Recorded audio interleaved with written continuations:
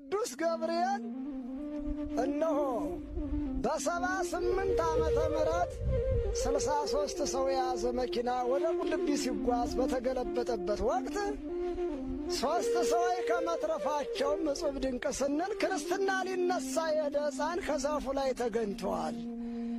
ነፍስ ያለው ነፍስ ያወቀው ወድቆ ሲቀር ነፍስ ያላወቀውን ሕፃን መልአኩ እቅፍ አድርጎ ከዛፍ ላይ አሳርፎ አስገኝቶታል። አማላጅነት አይደለም ምእመናን? ሌላም ልንገራችሁ። ሴትዮዋ ወደ ቁልቢ ልትሄድ ስትል የቅዱስ ገብርኤል ወዳጁ ብዙ ነውና መጋቢ አዲስ ፈጥኖ ደራሽ ነውና ትኬት አስቆርጣ ስትመለስ ልጇ ሙቶባታል ከቤቷ።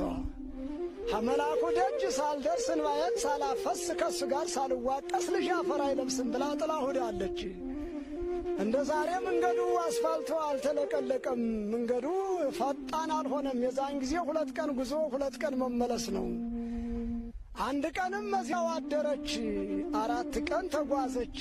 በመሄድ በመንጣት 5 ቀን ቆይታ ስትመለስ አንተ ኃያል መልአክ አሰጠኝ ብዬ ከልዑል እግዚአብሔር አማልደኸኝ የልቤ ተስፋ የዓይኔ ማረፊያ ሰጥተኸኝ እንዴት ሊሞት ቻለ አድነህ አሳየኝ ስትል ቅዱስ ገብርኤልን እዚያ ስትማጸነው በተመለሰች ጊዜ ሙቶ ተዘርግቶ ሸቶ ገምቶ ይቆያል የተባለው ሕፃን ተነስቶ የለስላሳ ቆርኪ ይዞ ሲጫወት ተገኝቷል። ታምር አይደል ምእመናን?